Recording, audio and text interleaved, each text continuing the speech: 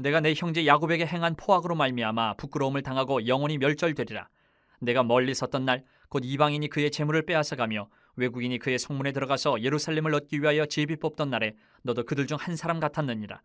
내가 형제의 날 곧 그 재앙의 날에 방관할 것이 아니며 유다 자손이 패망하는 날에 기뻐할 것이 아니며 그 고난의 날에 내가 입을 크게 벌릴 것이 아니며 내 백성이 환난을 당하는 날에 내가 그 성문에 들어가지 않을 것이며 환난을 당하는 날에 내가 그 고난을 방관하지 않을 것이며 환난을 당하는 날에 내가 그 재물에 손을 대지 않을 것이며 내 거리에 서서 그 도망하는 자를 막지 않을 것이며 고난의 날에 그 남은 자를 원수에게 넘기지 않을 것이니라. 여호와께서 만국을 벌할 날이 가까웠나니 내가 행한 대로 너도 받을 것인즉 내가 행한 것이 내 머리로 돌아갈 것이라. 너희가 내 성산에서 마신 것 같이 만국인이 항상 마시리니 곧 마시고 삼켜서 본래 없던 것 같이 되리라. 오직 시온산에서 피할 자가 있으리니 그 산이 거룩할 것이요 야곱 족속은 자기 기업을 누릴 것이며 야곱 족속은 불이 될 것이며 요셉 족속은 불꽃이 될 것이요 에서 족속은 지푸라기가 될 것이라. 그들이 그들 위에 붙어서 그들을 불살할 것인즉 에서 족속에 남은 자가 없으리니 여호와께서 말씀하셨습니다. 그들이 네겝과 에서의 산과 평지와 블레셋을 얻을 것이요 또 그들이 에브라임의 들과 사마리아의 들을 얻을 것이며 베냐민은 길앗을 얻을 것이며 사로잡혔던 이스라엘의 많은 자손은 가나안 사람에게 속한 이 땅을 사르밧까지 얻을 것이며 예루살렘에서 사로잡혔던 자들 곧 스바랴에 있는 자들은 네겝의 성읍들을 얻을 것이니라. 구원받은 자들이 시온산에 올라와서 에서의 산을 심판하리니 나라가 여호와께 속하리라. 우리는 하나님의 다스림, 하나님의 계획, 이것을 알지 못해서 좀 실수할 때가 많이 있습니다. 하나님은 만물을 다스리고 계십니다. 이 시간에도. 그런데 우리가 깨닫지 못해서 실수해요. 그런데 우리가 깨닫지 못하고 있을 때도 하나님의 사역이 멈춘 것이 아니라 계속되고 있습니다. 오늘 오바댜서 뒷부분 말씀을 통해서 우리가 하나님의 영원한 통치가 어떤 모습인가 그 특징들을 우리가 살필 수 있으면 좋겠습니다. 먼저 10절부터 14절에서 나타나는 하나님의 통치의 특징은 모든 것을 다 헤아리고 계신다. 다 살피고 계신다. 우리들이 교만함을 버리지 못하는 이유는 하나님이 없다고 생각하거나 하나님을 경외하지 않기 때문에 교만합니다. 에돔이 징계받는 이유는요. 조상들을 따라 올라가면 야곱과 에서 형제예요. 같은 피를 나눈 동족이 될 수 있단 말이에요. 형제 나라. 그 형제 나라인 유다가 어려움을 당할 때 도움을 주지 않고 방관했어요. 아니, 그 뒤에는 그냥 방관하는 것뿐만 아니고 오히려 한술 더 떠서 형제 나라 유다가 어려움을 겪을 때 그 틈을 타서 유다의 재물을 빼앗고 침략자들하고 똑같이 행동을 해버렸어요.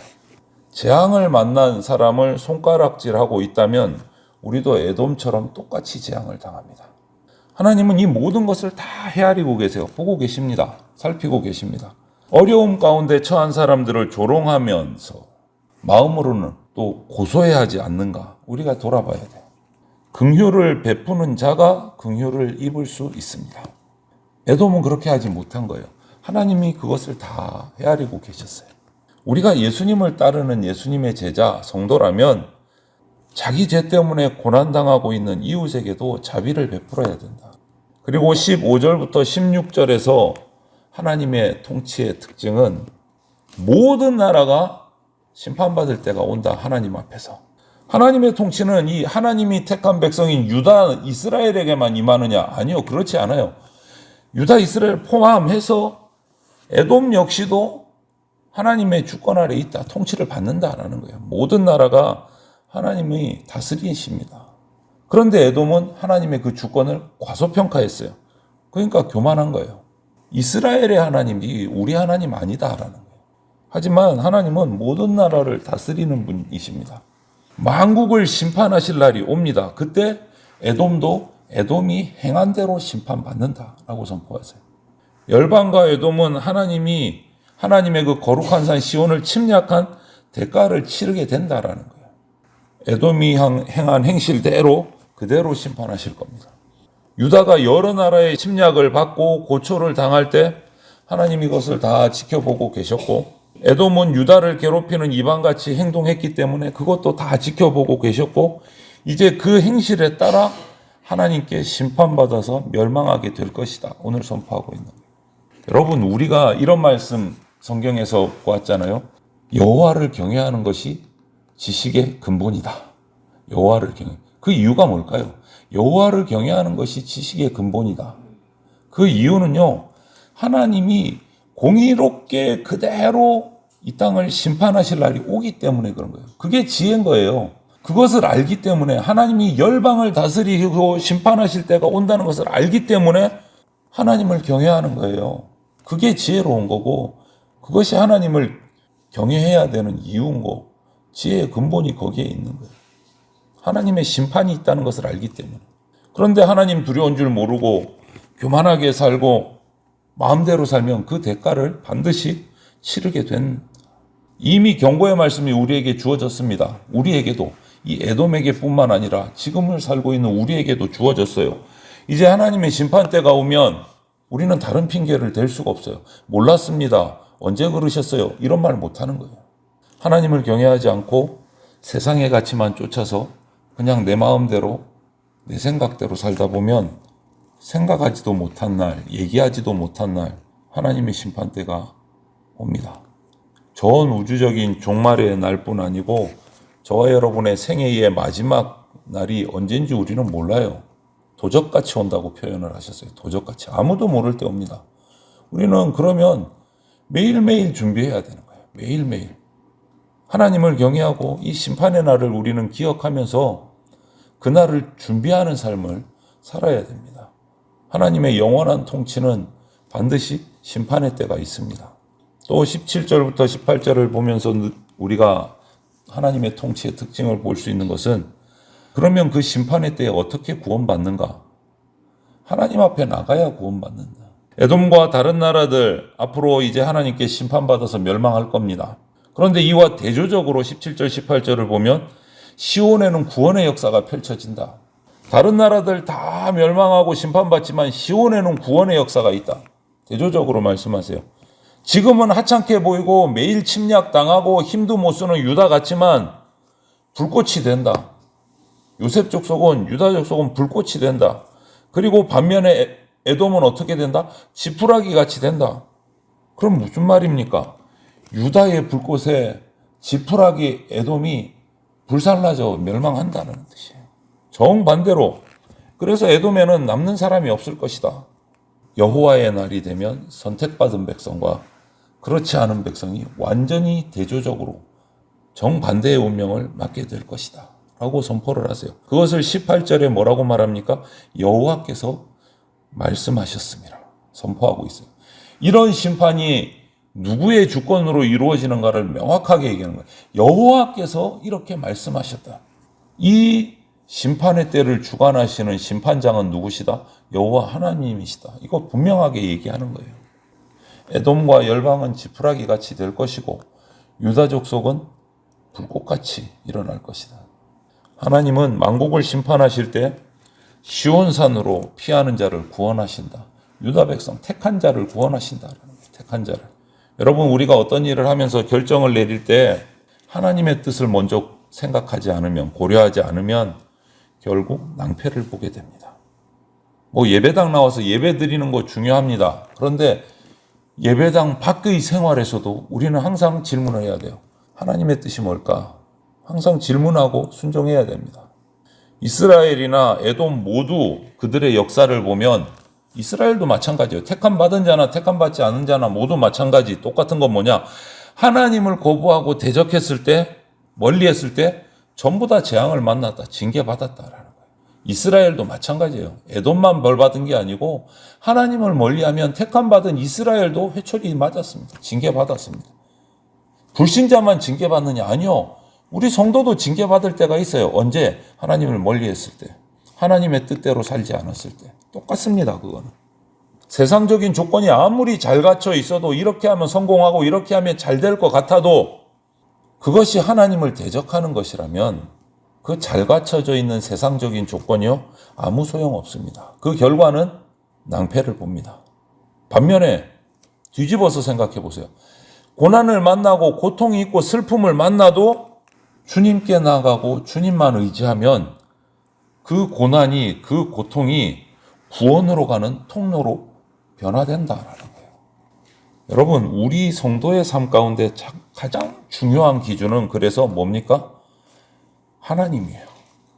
다른 조건 다 갖춰 있어도 하나님을 대적하면 망하는 길이고, 고난이고 고통이고 어려움이고 아무 조건이 갖춰져 있지 않아도 하나님만 의지하면 그것이 구원받는 통로가 된다. 기준이 뭡니까? 하나님이요. 우리의 기준은 하나님이에요. 하나님께 묻고 하나님의 뜻에 따라야 돼요.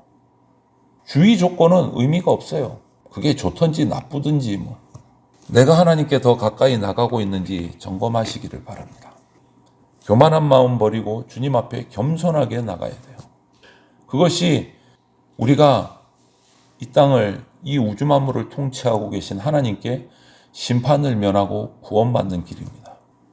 마지막으로 19절부터 21절을 보면 하나님의 백성은 하나님의 통치 가운데서 역전합니다. 금방 말씀드렸듯이 18절에서 야곱 족속이, 이스라엘이 에서 족속을 삼키는 상황이 나요. 불꽃이 돼서 지푸라기 에서 족속을 불사르리라. 이것이 18절에 나온단 말이에요. 그 다음에 19절부터 21절에 뭐를 말합니까? 야곱 족속은 에서 족속에게 속했던 산과 땅을 얻을 것이요. 이 불꽃이 지푸라기를 불사른다는 이것을 이제 현실적으로 구체적으로 설명하고 계세요. 야곱 족속은 에서 족속에게 속했던 산과 땅을 얻고, 포로로 잡혔던 이스라엘이 가나안 사람의 땅을 얻게 되고, 이제 구체적으로 말씀하시는 거예요. 그 불사르는 게 뭔지. 역전이 되는 거예요. 역전이. 맨날 괴롭힘 당하고 공격 당하고 이랬던 이스라엘이, 야곱 족속이 이제 공격하던 에돔을, 그 산과 땅을 차지하고 가나안 사람들의 땅을 차지한다. 역전을 말씀하시는 거예요. 시온산과 에서의 산으로 그 상징되던 구원받은 자들, 그렇지 않은 자들이 역전되는, 서로 대조되는 역사를 보여주고 있는 거예요. 어디 안에서요? 하나님의 통치 안에서 그렇게 된다. 결국 하나님은 구원의 역사를 이루어 가신다. 이것을 보면 영원한 권세는, 영원한 권능은 하나님께 있다. 이것을 보여주시는 거예요. 하나님께 있다. 하나님은 모든 나라를 통치하시고 그들의 죄악은 심판하시고 시온산으로 나온 자, 그들은 구원하신다. 마지막에는 역전된다. 우리는 하나님의 역사가 우리 인간의 생각, 우리 인간의 어떤 경험, 지식, 지혜를 초월한다는 사실을 절대 잊으면 안 돼요. 근데 우리는 자주 잊어요. 그러면서 성경 읽어도 이해 못하겠어. 나 그래서 하나님 못 믿어. 이걸 잊은 거예요. 전제 조건은. 하나님은 우리를 초월하신 하나님이세요. 그런데 인간의 생각으로 성경을 읽고 인간의 지식으로 성경을 풀이하면서 나는 이해 안 돼. 그러니까 하나님 없어. 이건 말이 안 되는 거예요. 우리의 짧은 생각으로는요, 하나님이 통치하시는 이 통치 방식을 완전히 100% 다 이해할 수가 없습니다. 그게 정상이에요. 다 이해 못해요. 하나님의 큰 그림을 우리는 다 알 수 없습니다. 그러다 보니까 지금 당장 보면 악한 사람이 득세하는 것 같아요. 에돔이 유다를 계속 괴롭히면서 자기들의 이익을 추구하고 더 커지는 나라가 되는 거 보면서, 더 강한 나라가 되는 거 보면서 하나님이 우리 구원하시는 거 맞아? 이해를 못할 수가 있어요. 악이 득세하니까. 아니 우리처럼 사니까 바보라 그러잖아. 밖에 나가서 저 사람들처럼 살아야 부자가 되고 잘 살지. 이럴 수 있어요. 하지만 결국 우리가 이해하지 못하는 그 큰 하나님의 통치 섭리 가운데서 결국 하나님의 뜻대로 이루어집니다. 우리가 가지고 있는 신앙은 부활신앙이에요. 부활신앙. 예수 그리스도의 십자가 보혈로 얻은 부활신앙. 소망이 끊어진 것 같은 상황에서도 그 약속을 기억해야 되고, 하나님이 늘 준비하고 계신다. 우리에게 주실 영광의 시간을 준비하고 계신다는 것을 기대해야 돼요. 그것이 부활신앙이에요. 사탄은 예수님이 십자가에서 죽으실 때 이겼다, 승리했다고 생각했어요. 하지만 그것은 승리가 아니고 끝이 아니고 사흘 뒤에 다시 살아나실 부활의 영광을 준비하는 기간이었어요. 그 소망을 놓치면 안 돼요. 세상은 예수님의 십자가에서 죽는 것까지만 기억해요. 하지만 우리는 무엇을 바라봅니까? 십자가 부활을 바라봐야 돼요. 주님이 이루시는 이 엄청난, 우리가 미처 생각하지도 못한, 이해하지 못한 광대한 구원의 역사가 지금 내 눈앞에 현재 상황에서는 드러나지 않을 수도 있고 이해되지 않을 수도 있지만 우리는 더 믿음을 가져야 돼요. 무엇을 바라보면서? 부활을 바라보면서. 우리가 오늘도 예배 마치면서 주님께서 가르친 가르쳐 주신 기도 하고 마칠 텐데 기억하십시오. 나라와 권능과 영광은 모두 하나님 아버지께 있습니다. 세상의 권세를 두려워하지 말고 그 약속을 붙들고 하나님이 역사하시는 것을 믿음으로 부활신앙으로 바라보는 그리고 달려나가는 저와 여러분들이 다 되시기를 축원합니다. 아멘.